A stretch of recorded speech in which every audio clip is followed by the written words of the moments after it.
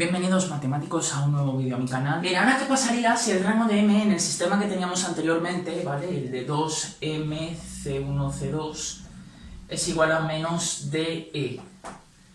Si el rango de m es 1, es porque uno de los dos autovalores de m es 0. Entonces, lo que tendríamos sería que x' y' por lambda 1, 0, 0, vamos a suponer que lambda 2 es 0, por x' y', ¿de acuerdo? Y esto, lo que ocurre es que no se va a poder anular, entonces vamos a denominarlo como x' más f y' más e más d, ¿vale? Igual a 0. Entonces lo que tendríamos aquí sería lambda 1 x' cuadrado más 0 y' cuadrado, ¿vale? Ya está. Más ex' más f y' más d igual a 0. Entonces vamos a intentar encontrar una referencia en la cual esto se puede escribir de una forma más reducida.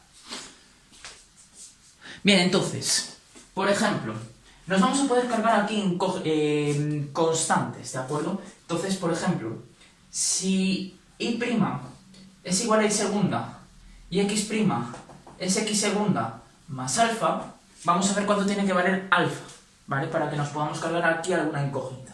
Entonces esto será lambda 1 por x segunda más alfa al cuadrado más e por x segunda más alfa más f y segunda más d, esto será igual a 0.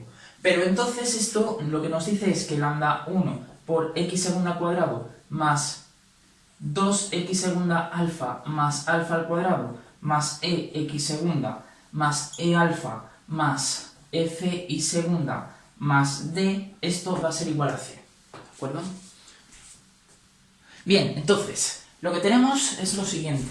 Lo que queremos que se nos vaya, por ejemplo, pues va a ser las x segundas, ¿no? Entonces, vamos a ver cuánto tiene que valer alfa, ¿de acuerdo? Vamos a sacar factor común a x segunda.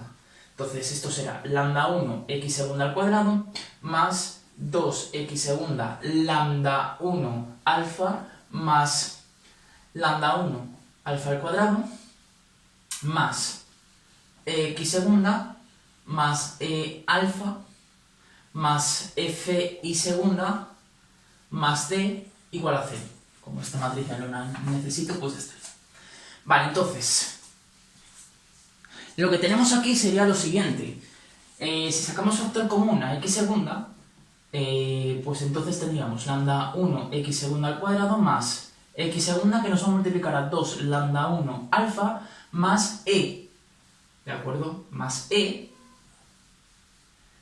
¿vale? Y ya no tenemos ninguno más. Entonces ahora tenemos lambda 1, bueno, f y segunda más lambda 1 alfa al cuadrado más e alfa más d igual a 0. Entonces, si e' es, si alfa es menos e partido por 2 lambda 1, pues entonces esa será la nueva referencia que tenemos para que efectivamente x segunda se nos vaya. Entonces, lo que tenemos es que en esa referencia, la cónica se puede escribir de la siguiente forma.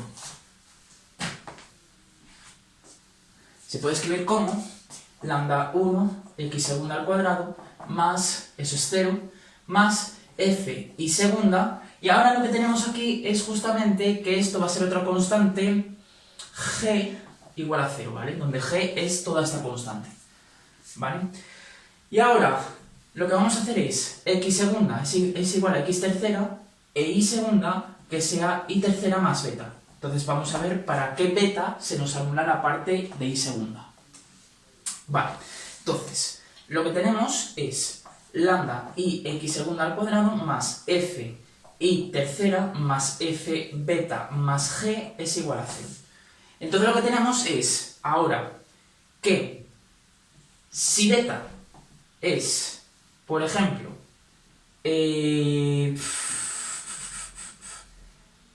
si beta es aquí, ¿de acuerdo? Si beta es menos g partido por f, ¿de acuerdo? Para ello f tiene que ser distinto de 0, pues entonces lo que tendríamos sería que lambda 1 x segunda al cuadrado más f y tercero, esto sería igual a 0. Y esta sería la cónica más reducida, ¿qué tendríamos? Que sería una parábola, ¿de acuerdo? Sería una parábola, pues, de directriz y de foco, el que sea, ¿de acuerdo?